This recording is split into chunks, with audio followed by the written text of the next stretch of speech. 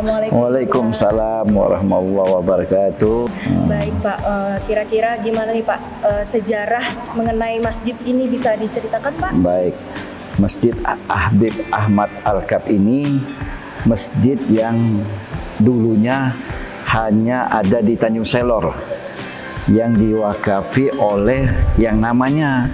Jadi masjid ini yang namanya Habib Ahmad Al-Kab itu yang mewakafkan sebidang tanahnya untuk Masjid Habib Ahmad Al-Kab ini. Nah, sesuai dengan perkembangan zaman, inilah keadaan yang ada untuk sementara ini. Ya, itu.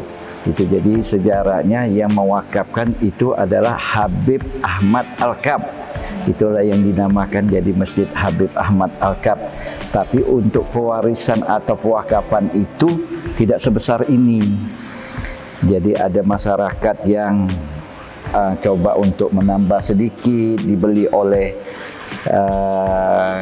keuangan masjid itu sendiri. Ya tidak sebesar ini waktu zaman dulunya. Yaitu sekilas awal mula Masjid Habib Ahmad Al-Kab.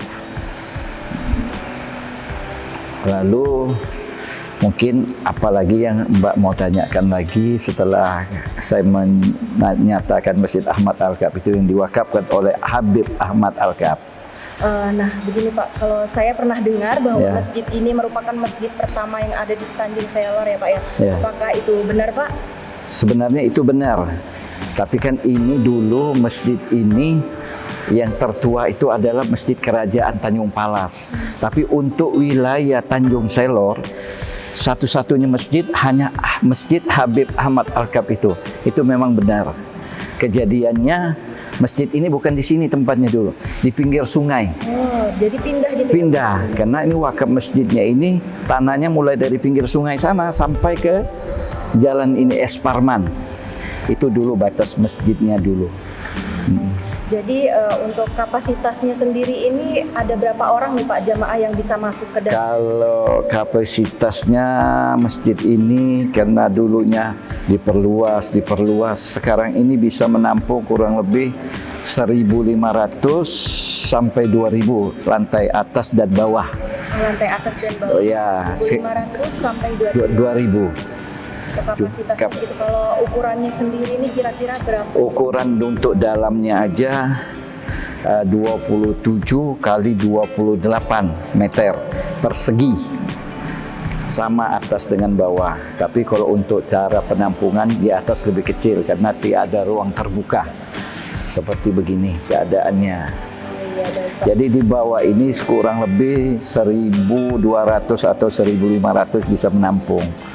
Masya Allah, lumayan banyak ya Tribuners ya. Iya. Untuk arsitekturnya sendiri ini berasal dari mana ya Pak? Terinspirasi dari apa atau gimana gitu Pak? Awal masjid ini tidak seperti yang kita lihat sekarang, sudah cukup bagus kalau penglihatan kita sesuai dengan zamannya, karena ini ada juga dana bantuan oleh pemerintah. Selain dari masyarakat, orang-orang yang peduli dengan dia punya infak sedekahnya, ini dibangunlah. Awal bismillahnya masjid ini tidak seperti semega ini. Ada seperti itu tahun 1951. Yang itu? Ya, kejadiannya 1951. Nah, itu saya belum lahir waktu itu. Saya belum lahir itu sudah jadi. Tapi sebelum itu ada masjidnya lagi. Masjid ini tidak seperti begitu. Saya belum lahir, saya belum tahu cerita masjid itu. Nah, setelah 1979 kejadiannya ada perubahan seperti ini. 1979. Setelah perubahan itu kurang lebih tahun 91, inilah perubahan yang dikoordinasi oleh pemuka masyarakat, dibantu oleh pemerintah. Ya, inilah kejadiannya seperti ini yang cukup menyenangkan hati masyarakat di lingkungan Masjid Habib Ahmad Al-Kab ini. Dengan kemegahan, kalau dari apa tadi Mbak tanya? Arsitekturnya itu kita memakai anak-anak di lingkungan Masjid Ahmad Alkaf yang membuat dia punya bentuk-bentuk seperti ini. Jadi bukan orang dari luar, tapi melihat dari kejadian-kejadian pemulanya, permintaan masyarakat bagaimana maunya, itulah jadi masjid seperti ini. Jadi memang ini yang desainnya berasal dari orang-orang Tanjung Selor sendiri. Masya Allah ya Pak ya. Terus untuk siapa nih Pak tokoh-tokoh penting yang pernah datang ke sini itu siapa aja? Saya kan sudah kurang lebih 8 tahun menjadi takmir Habib Ahmad Alkaf. Ya untuk sementara ini kalau menteri belum ada masuk ke Tanjung Selor juga menghadiri ke Masjid Ahmad Alkaf. Tapi kalau penceramah ya Ustadz Somad sudah pernah kemari.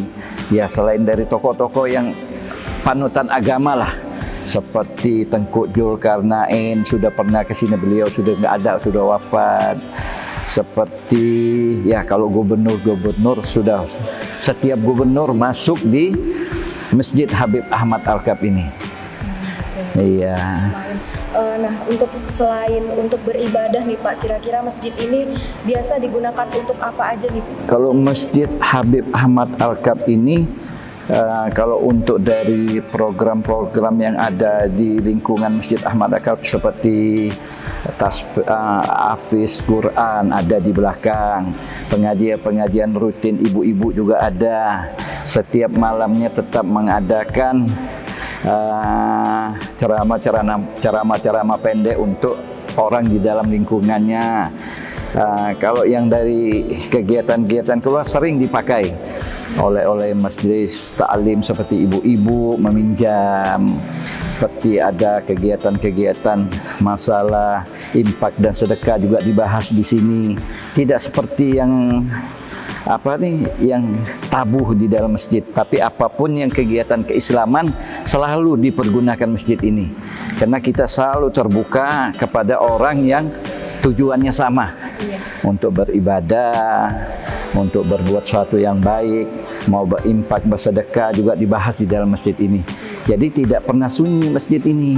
Nah alhamdulillah orang-orang yang sudah pernah masuk ke masjid ini kepengen mau kembali lagi, karena merasa kenyamanan, kebebasan untuk beribadah, berbuat sesuatu yang terbaik untuk masjid juga, untuk lingkungan masyarakat, semua kita terima. Ya. Jadi mungkin itu sekilas tentang Masjid Jami Alkaf ini ya. Ada juga taklim yang sudah disebutkan oleh Bapak Haji Hamid tadi ya Pak ya. Mungkin ada yang mau disampaikan Pak? Iya, kalau mau disampaikan untuk kemakmuran masjid ini banyak sih Mbak. Namanya juga kita lihat perkembangan. Kami juga sangat terbatas dengan keadaan keuangan. Nah, kami juga membutuhkan ya macam-macam lah yang kekurangan di dalam masjid ini. Seperti orang sudah ada video atau apa itu. Nah, kita juga belum punya. Kami juga kepingin. Tapi dengan keterbatasan ya mungkin ada orang donatur-donatur yang berkelebihan, yang kepingin menyumbang segala sesuatunya untuk kemakmuran masjid ini, untuk dia juga dapat beribadah dengan baik. Dan orang-orang di dalam ini menjadi orang yang senang beribadah, yaitu harapan kami semuanya. Terutama saya sebagai ketua masjid atau takmir Masjid Ahmad Alkaf sangat membutuhkan hal-hal yang begitu, spot-spot dari yang luar maupun yang dari mana. Mungkin itu aja Mbak. Baik, terima kasih atas waktunya ya. Terima kasih, terima kasih. Semoga kita ketemu lagi Mbak. Amin. Iya. Jadi Tribuners, itu tadi adalah penjelasan dari Bapak Hamid yang merupakan takmir masjid ini. Assalamualaikum warahmatullahi wabarakatuh.